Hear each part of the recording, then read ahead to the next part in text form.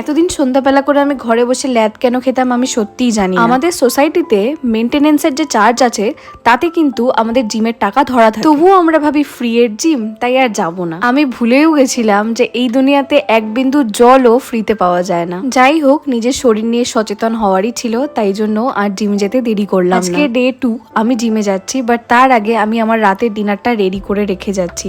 ওখান থেকে ফিরে এসে আমার ডিনার রেডি করতে একদম ভালো লাগে না। চলো ড্রেস চেঞ্জ করে নিই, এরপর আমি চলে যাব জিমে। আজকে 6:30 নাগাদ জিমে গেছি। প্রথম দিন জিম করে আমার পায়ের কাপ, কোমর, পেট সব ব্যথা ছিল। ক্লাব হাউস দিয়ে ঢুকে ডান দিকে হচ্ছে আমাদের জিম, একটু ছোট বাট ওয়ার্থ ইট। তবে অবশ্যই এখানে আপাতত কোনো ট্রেনার নেই, সবাই এখানে আসে, নিজের মতো জিম করে আর চলে যায়। আজকের জিমটা করে আমার সারা শরীর লিটারালি আর চলছিল না, পা দুটো লিটারালি শেক করছিল। 7:30 নাগাদ বাড়ি এসেছি, জামা কাপড় না ছেড়েই আইস প্যাড নিয়ে বসেছিলাম। ভাগ্যিস আগে থাকতে ডিনার রেডি করে রেখেছিলাম। আজকের মতো ভিডিওটা এখানেই শেষ।